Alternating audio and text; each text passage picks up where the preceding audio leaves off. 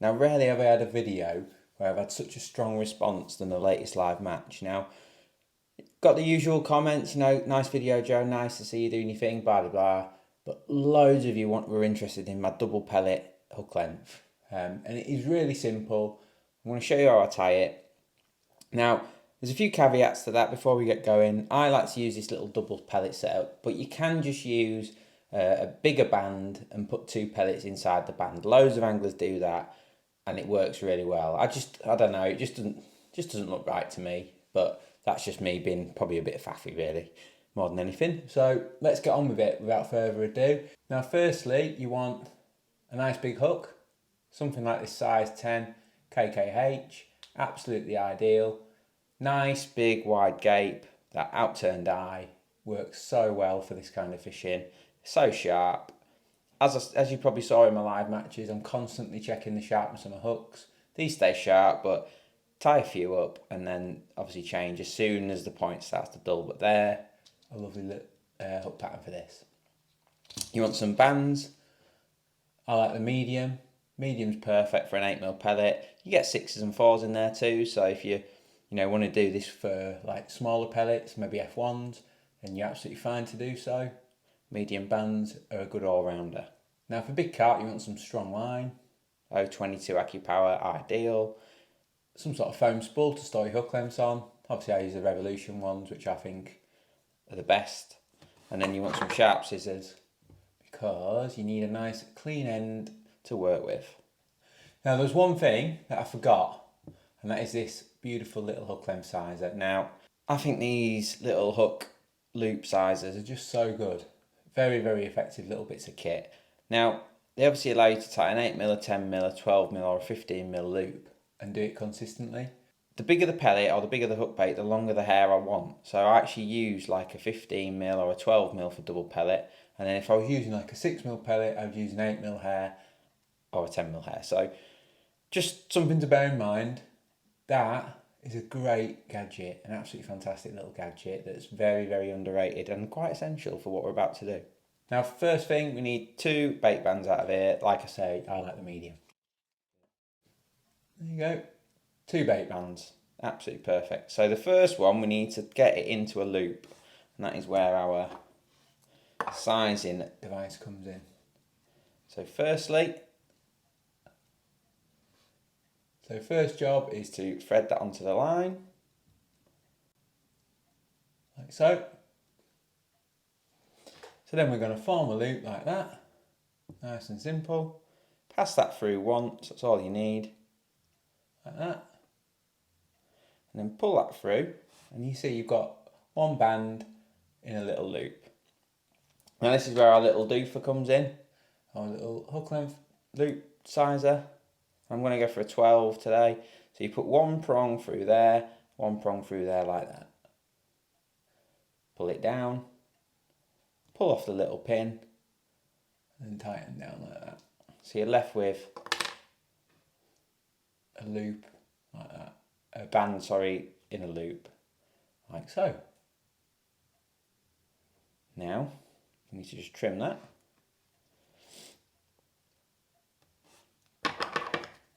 Sharp scissors and trim, nice and be pretty neat with this. And there we go.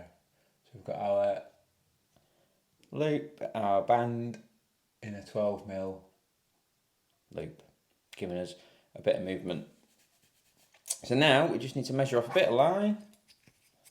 So I like my hook lengths to be about 15 inches or so. So I've got 15 inches of line from hook length. So the next thing we need to do is get a second band onto this one. And it's really simple how you do this. Get another bit of line and pass the line through the bait band, the original bait band, like so. Like that. So you've got your bait band in your loop, and then you've passed another piece of line through. Then get your second bait band on there, pop that onto there, like so.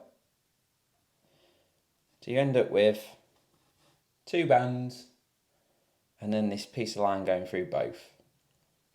It's then a case of just knotting the 2 together, really.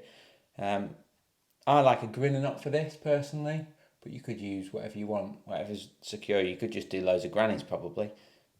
So I'm going to tie a grinner knot. So I've passed my line through, doubled it back over, and then take the tag end, and then I've got to go through this loop 5 times because I don't want it to slip. So 1, 2, 3, 4, and 5. Now I must say, you've got to get this cinched down because otherwise it will slip. So you've got your 2 bands there and you've got your grinner there. So pull that down. You see, coming down nice and slow. You see that? Coming down nice and tight. Get them sitting nice. You could have a little gap if you wanted to. I just like to get them cinched down pretty tight like that. So you've got the 2 bands looking pretty sweet, it has to be said. Now, you'll have to excuse my head a minute because I'm going to use my teeth to pull on one end and obviously pull that end. So I'm just going to cinch it down, so bear with me.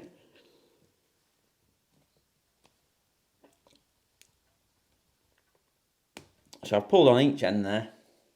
Got it really nice and tight. And we've got the double band there. Trim that off, leave a tiny little tag. And that'll do. Now, I've got to say, this is quite delicate. Now, as you saw in the match, it's no problem. It works very well. It's no problem at all. But just remember not to just absolutely rive on that little knot because it will come undone if you're not careful. So pull it down as tight as you can. Give yourself a little bit of movement with some tags and you should be good to go. But that is how you get the 2 bands there. Absolutely lovely.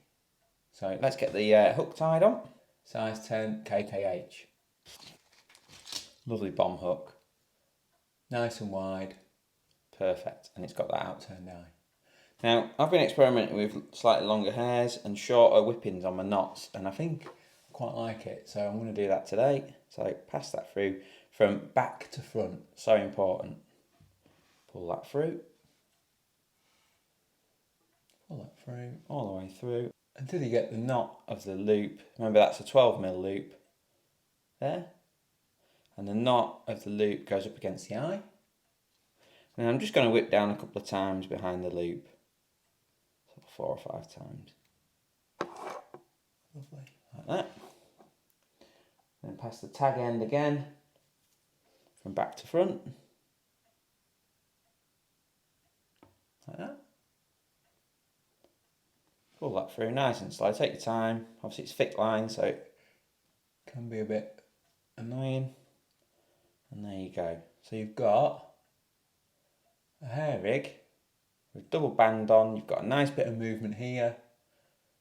The hook hangs nice and low, like when it's relaxed. So you've got 2 pellets in there. The hook's got plenty of movement to flip around in the fish's mouth and catch hold.